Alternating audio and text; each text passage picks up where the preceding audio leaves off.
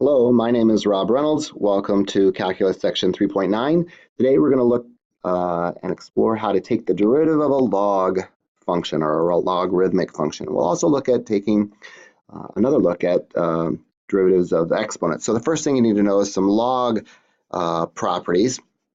And the first thing you need to know is logs are the inverse of exponents. So when you stick an exponent and a log together, that undoes that. So e to the ln of anything I write here, a is just a. It's kind of like taking a and adding 5 and then subtracting 5. You just get back because they're inverse operations, exponents and logs. The next thing you need to know is that if given an exponent, you could write it as a log by doing e to the ln of whatever that exponent was, that rule. And the reason that gives you the power is number 1, because e to the ln of anything that I write there is just the anything that I write there. So if I've got e to the ln of b to the x, then that's just equal to b to the x. And you're going to say, well, why would you want to mess that up? If you have b to the x, that looks pretty good.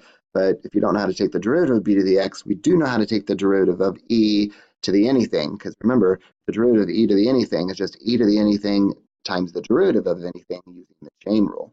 Let me show you what I mean. We're going to find the derivative of ln x. And the first step to do that is to change it to an exponent by doing the definition. E to the y equals x. So after you move this log into an exponent, then we can use our implicit differentiation and take the derivative of the left, which is just 1, and then the derivative of the right, which remember we end up with that du, and then just solve for dy dx. And sure enough, it'll simplify to be 1 over x. So there's your first, and sometimes these proofs look like it's some kind of a miracle that's occurring, ha. This little comic strip is, math professors, I think you should be a little bit more clear or explicit. Remember, explicit functions are clear because they say y equals opposed to implicit. But sometimes proofs are just really difficult. This is a nice proof. You can definitely make sense of that proof. So the thing you need to grab is that the derivative of a log function is 1 over the function. And that's true for absolute values as well. And oftentimes we take the absolute value of x because you don't want to take the log of a negative number. So you protect yourself by taking the absolute value of it. So it's the derivative of a log, sometimes I just refer to it as 1 over junk, whatever that junk is, and then times the d-junk, which of course is your du chain rule. So I'll talk about 1 over junk d-junk today. So here the junk is 4x. So let's do it. 1 over 4x times the derivative of 4x, which is just 1 over 4x times 4, which of course the 4's cancel, and you're left with 1 over x, and that's weird. It doesn't matter if it's 4x or 5x, that's the same. But here I have to do the product rule. So to find the derivative, I'm going to do 1 d2, well, the derivative of ln x is 1 over x, plus 2, 1 d2 plus 2 d1, and then this simplifies, of course, to 1 plus the ln of x using implicit differentiation. So part C says, well, let's do the 1 over junk times d-junk. So I don't know if you remember my previous video where I talked about and where P stands for positive, and this is the change. Okay, so the derivative of secant, there it is. It's right here, secant tangent. Do you remember that? Well, go back and watch that video. I think taking derivatives of trig functions. It's just a quick way to memorize. By the way, what's the derivative of cosecant, this guy? Well, it's these two, which is what? Oh yeah, cosecant x cotangent x. Good. So the derivative of secant is secant tangent. So that's interesting. This cancels and you're just left with tangent. And we have one more over here. Be careful, you cannot cancel those because it's not a product, it's the ln of x squared. So I think you have to do the quotient rule, low d high minus high d low all over low squared. I suppose some people feel more comfortable doing the product rule, but I think it's simply more work. You could rewrite this by bringing x squared up to the numerator, and then you could do the product rule, but I don't think that's any time saving because then you have to take the products of negative numbers and or negative exponents and start factoring, and that's almost a bigger nightmare than just doing low d high minus high d low. So I'll leave that d for you. You can see they did low d high, right? 1 over junk d junk minus, they worked it out here for you, minus high d low all over low squared, and hopefully you'll feel comfortable simplifying that. I'm going to move on. There's another definition, and the definition says the derivative of b to the x is b to the x times a little bit more. The reason why I said that is because it reminds me of the derivative of e to the x, and of course the derivative of e to the x is e to the x. E is a special number, 2.71828, where b is just maybe another number. Like, so if I have 3 to the x, then I just want you to remember that the derivative of 3 to the x is 3 to the x. Yay. I mean, that's right. Well, kind of. There's just always just a little bit more to this definition, and it just says the ln of b, and the base is just the ln of 3. So you're going to say, well, how come I didn't do that over here? Well, you did, because it's the ln of e, and if you remember, the ln of e is just 1. So that's e to the x times 1, which is just e to the x. So it does exist over here too. We just never write ln of e because it's equal to 1. So I didn't give you the full definition. I just told you the derivative of e to the x. Now remember, there's more here. What's the derivative of e to the u? We talked about that in chain rule. That's e to the u du. So be careful. Sometimes we end up with chain rules that we have to apply. So for this guy, g prime would be, this is a constant, just pop it out, 108. Let's take the derivative of this guy. Well, the derivative of this guy is that guy. I think that's pretty easy to understand. The derivative of 2 to the t12s is 2 to the t12s. But then there's just a little bit more. It's, oh yeah, times the ln of 2, right? But there's a little bit more because we actually did a u sub. You actually did let u be t over 12, which I think you know is 1/12 t, right? So whenever you kind of do a u sub, you kind of thought about that just being some u factor, just like before it was just an x, just a number. So you did do a u sub. If you didn't know you did. And then du is, the derivative of that is just 1/12. So I think you have a 1/12 floating around there too. So, and I think 108 divides by 12 nicely. So there it is, 108 divides by 12 9 times. You're left with the ln of 2 and times 2 to the t12s. So that problem we had a little chain rule as well. I think I'm going to skip example number 3. It's telling me that the piece of A is the number of incidences, and it looks like 0.01 is the number of incidences. So for part A, we're going to solve for the age, which is A. So solve for this exponent. And I don't remember if you know how to solve for exponents, but of course, you have to use logs to solve for this. And if you don't know how, you can shoot me some emails, but I think most of you will be okay with this, right? 1.2733 to the A. So you're going to have to log both sides. And I think it's worked out here for you. See how they ln both sides? And then they use this dump down property for the A times. And then they come up with this where they just type. You could have chosen log both sides. You would have gotten the exact same answer. And then, of course, they're finding the derivative and then answering a question about derivative. So that's example number 3. The general power rule is exactly what we've been working with, and this is the power rule with the chain rule involved in it. So let's do a couple of these examples. So the variable here is x, and pi is not a variable, so I just go pi times 1, that's the power rule, times x to the pi minus 1. And you'll just have to leave that because I can't simplify pi minus 1. But over here, this is that b to the x. Remember, if y is equal to 2 to the x, the derivative would be what? 2 to the x ln 2. So for this problem, we've got y equals pi to the x. I'll treat it exactly the same way.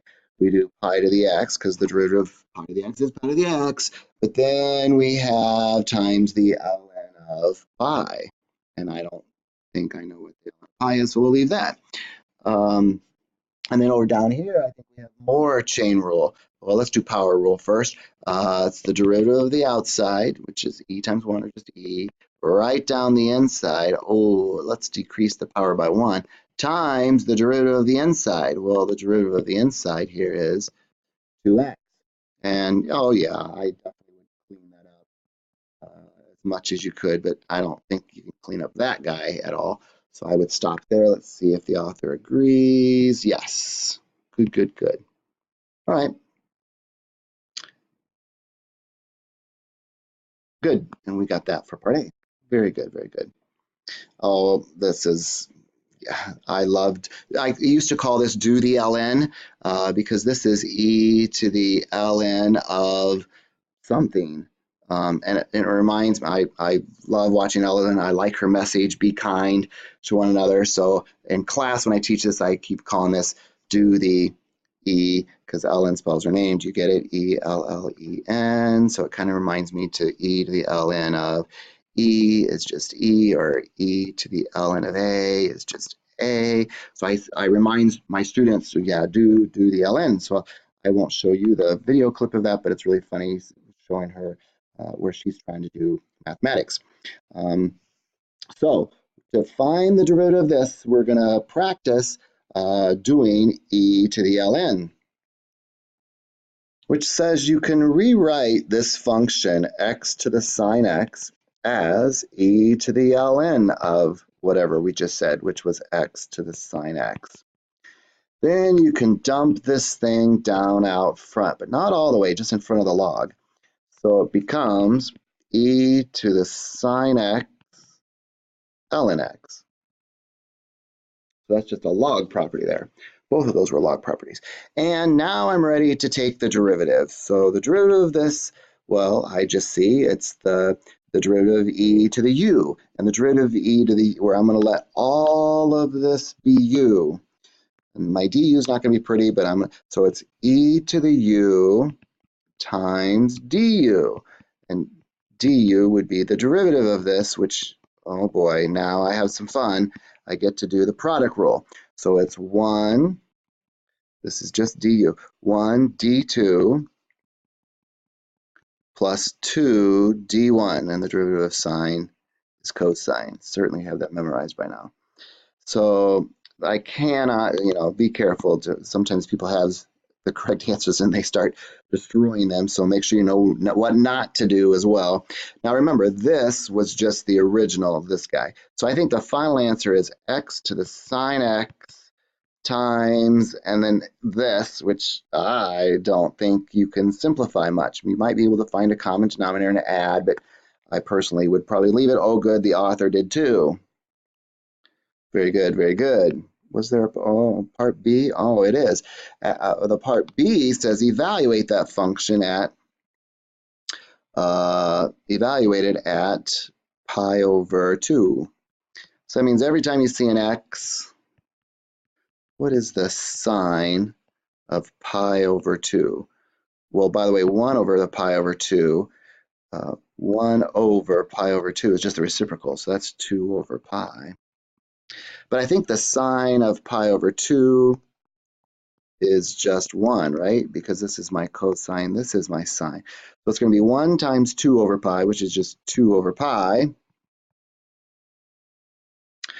plus, okay, oh boy, I don't know what the ln of pi over 2 is. Don't know what that is, but the cosine of pi over 2, when I plug that in, is up here, and the cosine is just 0, so that just all wipes out.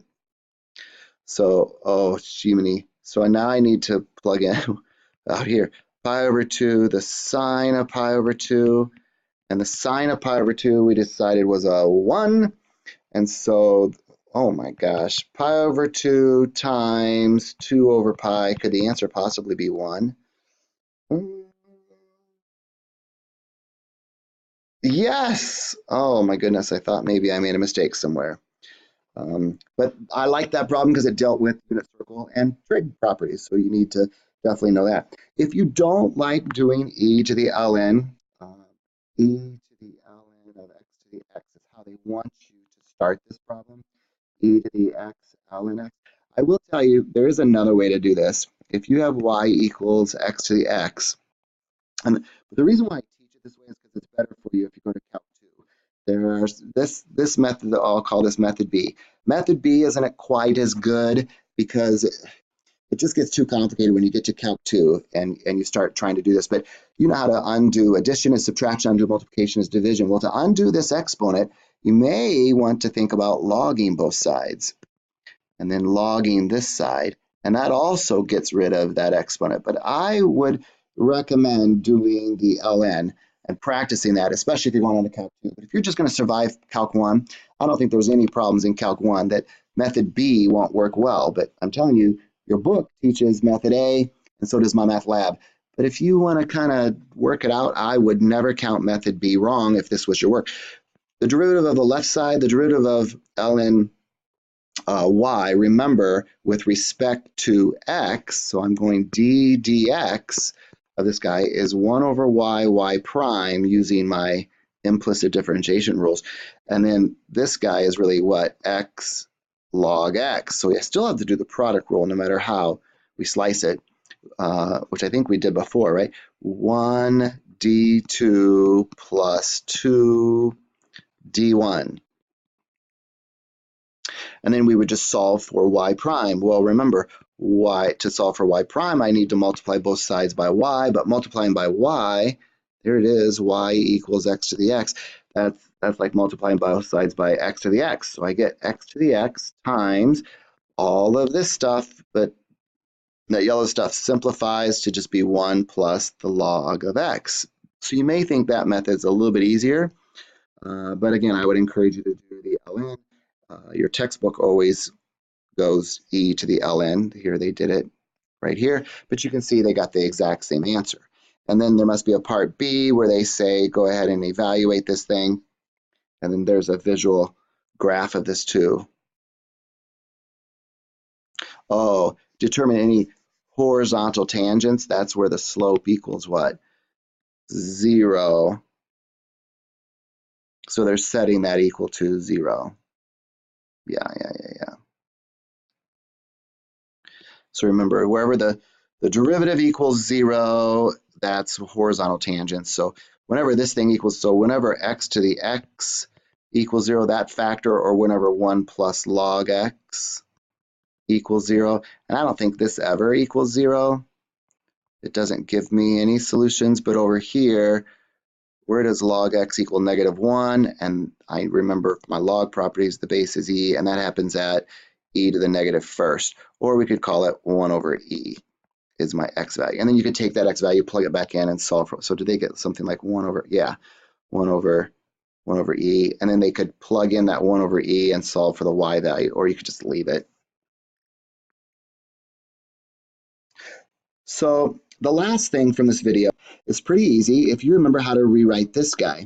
It's called the change of base rule. So if I give you the log of 5 base 3, if you remember from your algebra days, that's really the log of 5 divided by the log of 3. So this guy right here can be rewritten as the log of x divided by the log of b.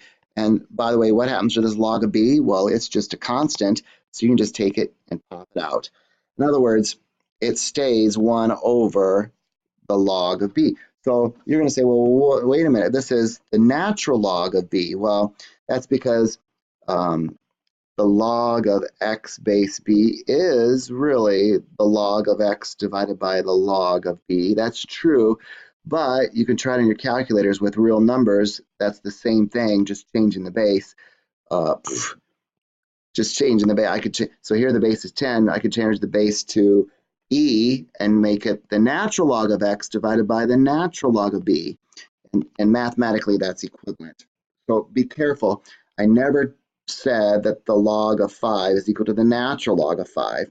But I am going to tell you that the log of 5 divided by the log of 3 is equal to the natural log of 5 divided by the natural log of 3. So you could punch that and see that those decimals are the same.